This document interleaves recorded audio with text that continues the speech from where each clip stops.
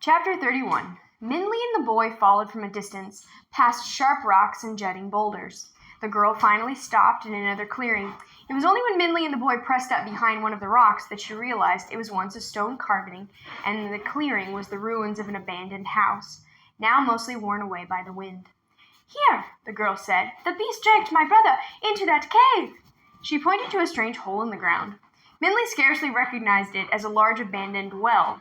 The rocks around the opening were rough and cracked, and a ripped piece of red fabric lay torn on one of the sharp stones. Minli looked at the boy and saw his ripped pants. He smirked. "The beast, your son," the girl faltered, "is in there." He also said, yeah, must mean a smaller version of the real tiger. "The beast, your son," the girl faltered, "is in there. He also said..." The tiger growled at her to continue. "He said that," and the girl swallowed in fear, "that you would be too much of a coward to confront him." The tiger glowered ferociously, stalked to the edge of the well, and snarled into the blackness. "He's in there," the girl said. "Do you see him?" The deep well was full of shadows, but the dark water caught the reflection of the tiger's menacing eyes and sharp teeth. Oh, he's seen his own reflection. Full of wrath, the tiger growled at his own reflection, thinking it was a black beast.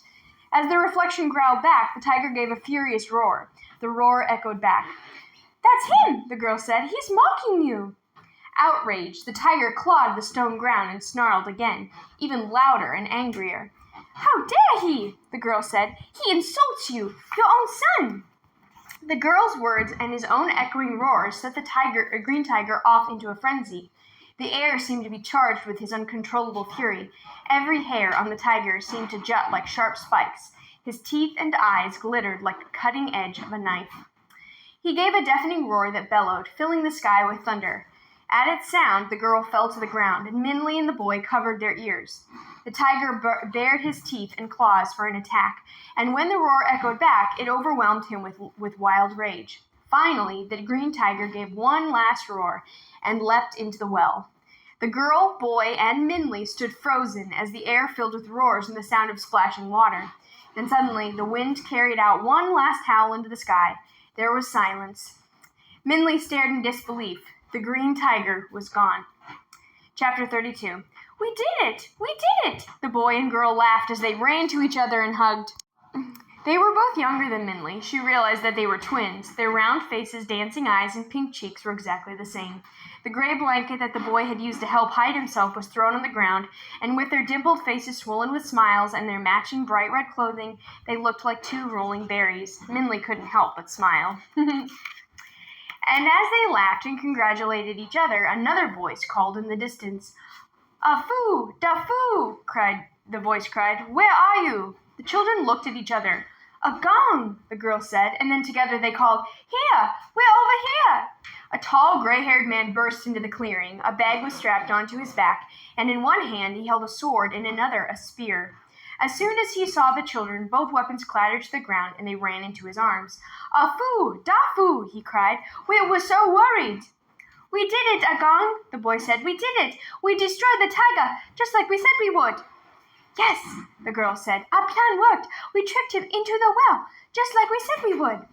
"You were not supposed to do that," the man said, holding him tightly. "We told you it was dangerous."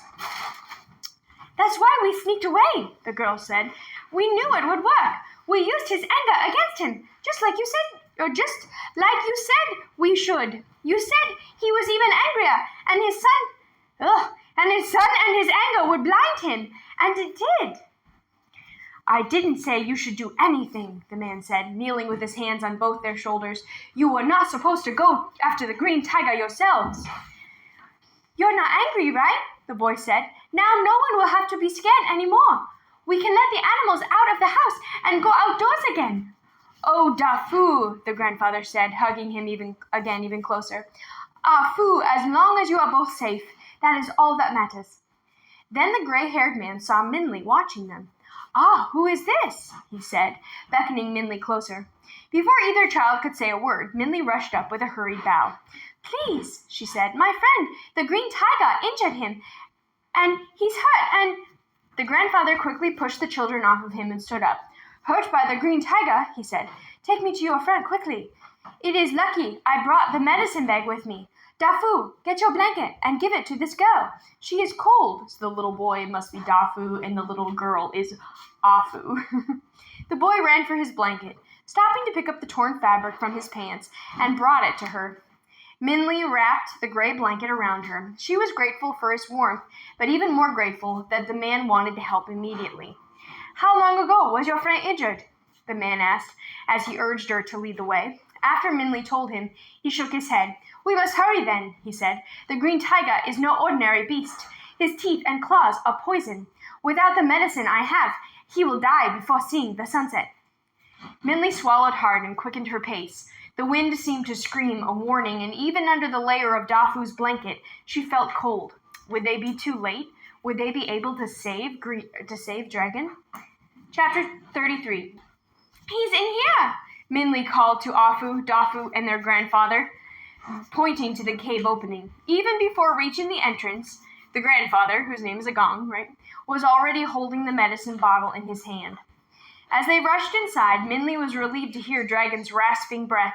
He was still alive, but as the children and their grandfather saw him lying in the dim light, they stopped, shocked still. Your friend, the boy said in awe, is a dragon. The old man recovered from his surprise. It matters not, he said to them. Quickly, where is his wound? Minli carefully unwound her blanket from Dragon's arm and winced.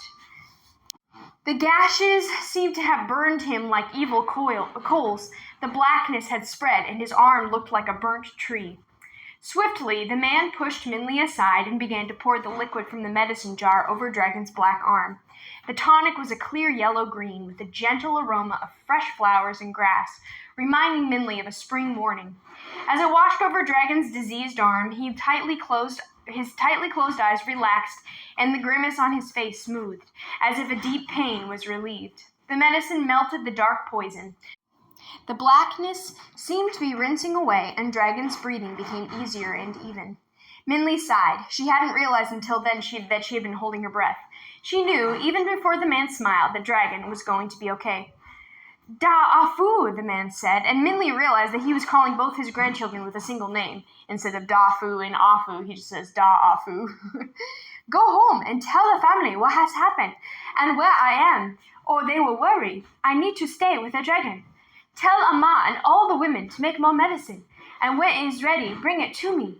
This dragon will need to drink it when he awakens. Thank you, Minli said softly. The man turned and looked at her wind-burned face, tangled hair and eyes shadowed with weariness. He is going to be fine, the grandfather said to her kindly, and then turned back to the children. Da-afu, bring this girl home and tell Amma to take care of her. She has not slept in a warm bed for a long time. I want to stay with Dragon, Minli protested. I want to help him. I will stay with him, the old man told her. Don't worry, he will be fine. You have already helped him. Minli opened her mouth to argue, but a yawn formed instead. She realized the man was right and nodded her head. The boy took one of Minli's hands and the girl took the other, and they had led her out of the cave. Chapter 34. Which one of you is Afu and which one of you is Dafu? Minli asked the twins. My name's Minli. The children laughed. Their giggles were like bells playing in unison. I'm Afu, the girl said, and he's Dafu. But you can just call us Da-afu, because we are always together. Everyone does. Minli smiled. The exhaustion from the long night of worry had made her feel heavy and clumsy, but the children's happiness seemed to carry her. Their every word seemed to be mixed with merriness. Their laughter pushed her toward the cheerful yellow patch in the distance. And as they approached the spot, Minli realized that the yellow was flowers. In front of them was land full of blooming trees. The trees were heavy with bright blossoms, and as the wind blew through the branches, golden flowers showered down like rain.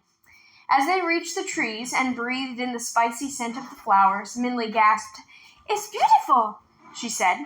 The children laughed again, and the brilliant red of their clothes and the golden yellow flowers of the trees seemed to make Minli's eyes dazzle with color. But their brilliance was a contrast to the stone rooftops of a village below. The homes looked as though they had to be hewed from the cold, harsh rock of the mountain, and Minli saw that the flowering trees were the only things that grew easily from the unforgiving, rough soil. The boy saw Minli's gaze. "That's our home," he told her. "The village of the moon rain." Village of the Moon Rain?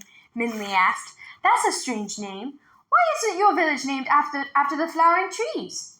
It is, Dafu said. And so here's the story that Dafu is telling. The story of the village of Moon Rain. Remember, Dafu is the little girl, or is the little boy. Over 100 years ago, when our ancestors were first brought here, the land of the village was barren and gray.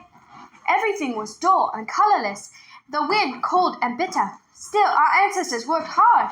They built houses out of mountain stone, sewed warm, wadded cotton jackets, and planted seeds in the hard dirt. But despite their efforts, the land refused to bear a single plant or flower. However, even though it looked hopeless, our ancestors continued to work. Then one night, when the moon was big and round, the air filled with a strange fluttering sound. Our ancestors thought that a great storm was coming and rushed inside. And a great storm was coming. With a crash, raindrops seemed to fall from the sky. But what strange rain it was, round and smooth, in a glowing light. The raindrops looked like silver pearls. And when they touched the ground, they disappeared. It's raining pearls, our ancestors said to each other, jewels from the moon. And they rushed out with baskets and bags, catching what they could from this strange storm. Magically, when the raindrops were caught, they didn't disappear, and soon their baskets and bags were full. But in the morning, our ancestors saw that the drops were not pearls or jewels. In the sunlight, they saw that they were really seeds. But no one knew what kind of seeds they were. Curious, they planted them in the hard earth. And when the moon rose again that night, the strange rain fell again as well. This time, our ancestors were not fooled, and just watched the drops disappear into the ground. But in the morning, the planted seeds were sprouting as if watered by a magic brew. So night after night, the seed rain fell from the sky, and as daylight broke over the land, the seedlings grew higher. Soon they grew into beautiful silver trees with golden flowers. They were so beautiful, our ancestors planted more and more seeds, and soon the whole village was blooming with hundreds and hundreds of flowering trees. And since then, our home has been called the Village of Moon Rain. We plant new seeds every day, and every night the moon rain falls, and every morning a new seedling sprouts. Maybe in another 100 years, all this stony land will be covered with trees, and the mountains will be as golden as the moon. So these seeds rain from the sky every night? Minli asked. Well, every night there is a moon, the girl said. That is why we call it moon rain. And don't you know why? And you don't know why? Minli asked. Even though she was tired, she could not help but being curious.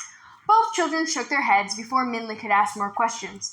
The boy pointed. Minli followed his hand and saw crimson gate doors painted with a cheerful greeting. "We're here," he cried. "Come on, we're home."